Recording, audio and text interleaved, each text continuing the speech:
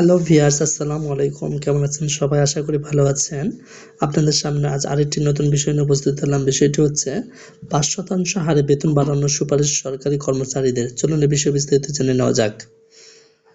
সরকারি কর্মচারীরা ১৫ বছর চাকরি করার পর স্বেচ্ছায় চাকরি ছাড়লে তাদের পেনশন সহ সব ধরনের অবসর সুবিধা দেওয়ার সুপারিশ করা হয়েছে। স্থায়ী বেতন কমিশন গঠনের মাধ্যমে সরকারি কর্মচারীদের প্রতি বছর ৫% হারে বেতন বাড়ানোর সুপারিশ করেছে জনপ্রশাসন সরকার কমিশন।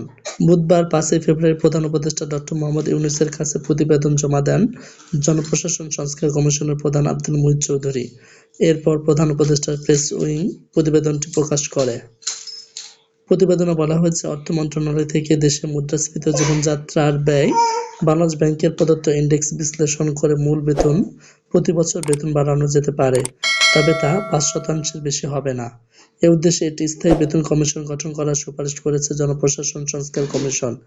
এছাড়া সরকারি কর্মচারীরা ১৫ বছর চাকরি করার পর স্বেচ্ছায় চাকরি ছাড়লে তাদের পেনশন সহ সব ধরনের অবসর সুবিধা দেওয়ার সুপারিশ করা হয়েছে। পাশাপাশি বাধ্যতামূলক অবসর বা ওএসডিতে পাঠানোর বিধান বাতিলের প্রস্তাব করেছে জনপ্রশাসন সংস্কার কমিশন। হ্যালো ভিউয়ার্স, আপনারা যদি আমাদের চ্যানেল নতুন হয়ে থাকেন চ্যানেলটি সাবস্ক্রাইব করে পাশে বেল আইকনটি বাজিয়ে দিন।